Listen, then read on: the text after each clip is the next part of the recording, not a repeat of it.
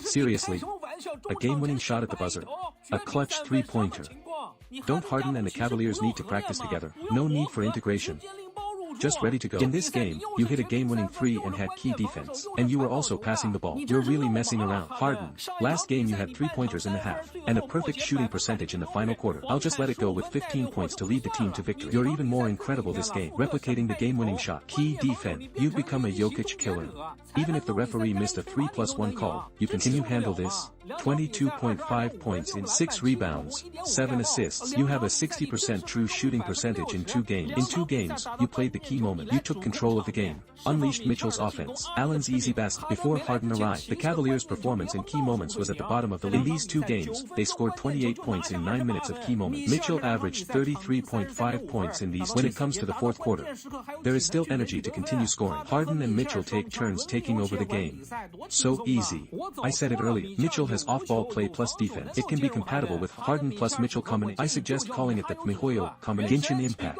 What's even more exaggerated is that Allen directly took off 25.5 points in a significant increase from the season average of 13.9. Now this is amazing with easy bats. From eating Indian flying bread to Tujia sauce. Dang is now also good at deceit. Before joining the new team, he didn't attack at all. But after coming to the Cavaliers, he directly transformed into the prime. When the team is far behind, in the fourth quarter, at key moments, Harden now handles the ball a lot, joining a team that truly suits him. It should be like this. Everyone can like and save it for viewing later.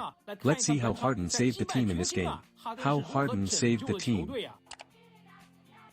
The Cavaliers were slightly at a disadvantage and they were behind by 4 points with 26. The Cavaliers took the lead with 6 o'clock at the beginning, but later they were actually beaten 15-2. Their 3-pointers were only 2 out of 10, a pitiful 20% 3-point shooting percentage. This is also the biggest reason why they are due to the injuries of the players. Allen, or Allen as the center in a 4-out, Allen, and the starting white Allen, quickly targeted by the Nuggets. This is also one of the reasons the Nuggets used Jokic plus Strother's reverse screen. As the opening moves, they could immediately punish Merrill's defense ELE6. Strother constantly punished Merrill to score. We have to say, before Mobley returned, the Cavaliers' starting lineup of 4 out, 1 in was still Merrill fouled out with 3 fouls at 9-11. The Cavaliers' offense became difficult. He is a very reliable spot-up shooter. The Nuggets also relied on their starting lineup of 5 out. Jokic at the top of the key, plus Murray and Strother CL. The off-ball tactics on indeed developed many opportunities CL. In addition, the Cavaliers so there are still some problems with protecting rebounds. And the Cavaliers' offense against the Nuggets defense. The Nuggets made Jokic adopt this very exaggerated deep drop-back approach. Let's see when Mitchell initiates the Jokic's position. He is completely in a low position. Then the fans will be Jokic's defensive method. But in reality it's Mitchell and Harden. His 3-point shooting was generally average, especially Harden's personal involvement wasn't particularly heavy. Also, can make adjustments to their defensive approach. They can tighten up their defense. For example, can double-team Mitchell's pick-and-roll action. This way, Jokic can stay more comfortably when defending the pick. And the Cavaliers' role players and always couldn't answer one question when opponents leave them open and shift their defense to help on Harden and Mitchell. Their 3-pointers aren't likely to go. You have to praise Harden's defense in the first. It was a full-force effort. Defensive help including this block. Mitchell's mismatch play was very sharp, scored 13, and Harden's involvement with the ball scored only 2 points. Starting from this, Harden gradually opened up his personal scoring account. He went 2-4, made 3 of 3 free, scored 7. In order to break the opponent's deep drop defense against pick and rolls, Harden initiated many such. He put the players with poor shooting into the screen. This is to avoid him being left open. Make it a longer distance. More people screen. This way, it's easier for Harden to drive. 2 no concepts to create even greater chaos. 2 no concept, 2 no chance at 3 minutes 50 seconds. 2 NOCFNC, 1 minute. This time, he initiated a double screen tactic. Look at this double screen. It clears the space in the middle. After Harden uses 2 screens from he can then drive, dribbling the ball to outside the circle. He enters Jokic's kill zone. A sky hook shot. A one-handed floater is in. At the end of the quarter, he's guarding Strother. The classic foul drawing. 3 free throws. And I must praise Harden's defense. The help defense. The rim protection. This game is Harden's best defensive performance of the season. In that quarter, Harden's offense began to gradually break the opponent's deep drop defense. Why did the Cavaliers still trail by 1 point at 28-20? Mainly, the Cavaliers still had the old, as we said before, they don't have any forward players in the transition. Plus Mobley and Wade can't play. And Struss is also a long-term injury. The starting lineup of this team, the transition sometimes involves. Even if the Nuggets don't have Aaron Gordon today, the Cavaliers' size is still at a disadvantage. Playing with 3 guards or 4 guards isn't necessary. The problem is that the Cavaliers don't have many good guards. The offense isn't great. Playing a super small lineup, you can't say you're going to fight defensive. Let's look at this pick. CLE36, the player with 36, he's a guard who can drive, handle the ball, and CLE36, but he does CLE36, he made 2 passes. CLE36, so what's his CLE36? Then we look at Schroeder on the out. CLE36 is just an average. 36, he also doesn't have particularly good CLE36 Merrill's shoot CLE36, but his 36 in the end, you let Deng play with. It is indeed difficult. 36. These are the dilemmas the Cavaliers are facing recently. At the end of the first half, the Cavaliers were behind by 5 points with a score of 54 going into the Harden and the Cavaliers offense have already played except for the inaccurate 3-point shooting in the third. The Cavaliers offense is really without any. Harden scored 7, Mitchell scored 10 points. The Mihoyo combination is still off. The Cavaliers in the initial phase of the strengthened the fight for offensive. The Cavaliers emphasized players driving with the ball in the third quarter. This is not just the responsibility of Harden and Mitch. Players like Schroeder and Jarrett Taylor, the supporting roles, also act. These more attacked, help them win more opportunities to draw fouls, and such a more aggressive and more fierce one-on-one breakthrough also allowed them to break Jokic's deep drop defense. That also has to go back to Harden. Let's start talking from Harden's drive. Harden's extremely useful double screen in the was also used in the but in the third quarter, Harden found a better way to attack Jokic. 3. We divide the court into 2 parts. One side is the defensive side with 2 players. As long as Harden and the Cavaliers drove from the single side and then leave Allen under the bat, they could achieve a drive and kick plus an inside pass. As long as Harden could drive and attract Jokic's help, Harden could give a simple bounce pass to Allen's shot should have a 100% success. Of course, if you think Harden isn't generally applicable, we'll switch to Schroeder. The little black guy is basically doing the same. The court is divided into 2.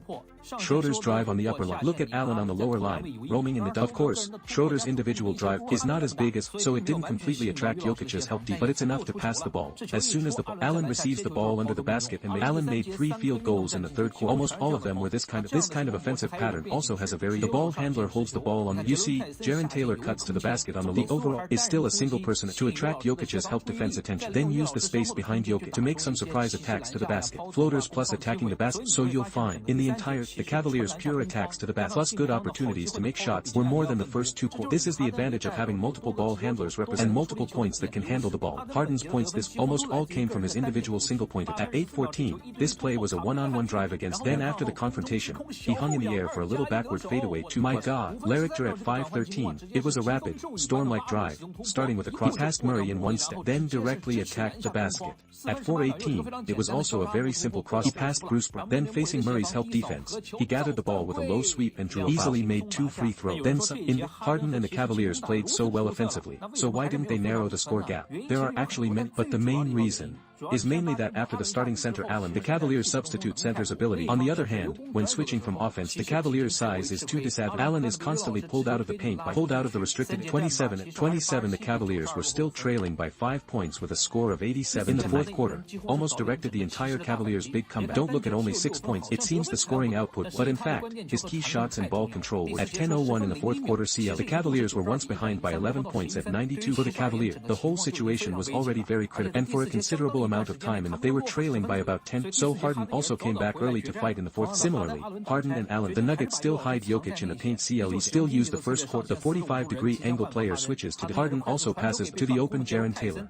But unlike the first quarter, Jarrett Taylor started making 3-pointers in the fourth. At 6:16, he found that the effect of the center. Harden directly targeted Murray this time, calling out Murray to attract Brown's help, and then passing to Merrill to make a 3-point in the middle of the game. CLE 102 with Murray leading the Cavaliers directly double-teamed. At 5:35, this double-team caused Murray's Harden traveled a long distance and directly grabbed the ball. He's really putting in a lot of effort, and after grabbing the ball, after pushing to the front court, he assisted. At 4:09, this play was a catch and there were 7 seconds left after with 2 people surround. He used a little space to pass the ball to Taylor at the top. Oh my, the great Harden's vision. Basketball Taylor, you are even better than Tyson in boxing. Made the 3-point. The Nuggets are definitely not having a good. At 3:29, Harden used one of the lethal moves of this double screen tactic, then a brilliant pass helped Allen, who was cutting in, to get 2 free throws. At the end, at 3:24, Allen was taking free. The Cavaliers were only trailing by from 11 points to 3 points. I can say that this is almost entirely Harden's. At 2:19, Murray switched to defend Allen. This can help Jokic stay under the basket, not being targeted, but as the team's commander, Harden saw it.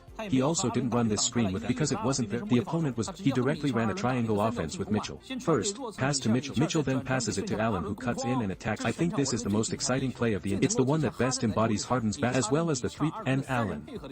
And in the next, I think it's the second most exciting play of the entire. It's also that involves Harden, Mitchell, and Allen. Allen gives Mitchell a screen. Harden passes after Mitchell receives the ball. He rolls after the roll cut directly alley-oop. Allen's dunk. The gap was reduced to 1. I said earlier, Mitchell can play some off-ball two-man. They just always lack the passer. Commander. Believe me, watch my previous video. Then, at the end of the game, Harden's defense also contributed. Jokic's low post play against Allen. Harden. He used the blind spot of Jokic, directly came over to help defend and caused the turnover. Great defense.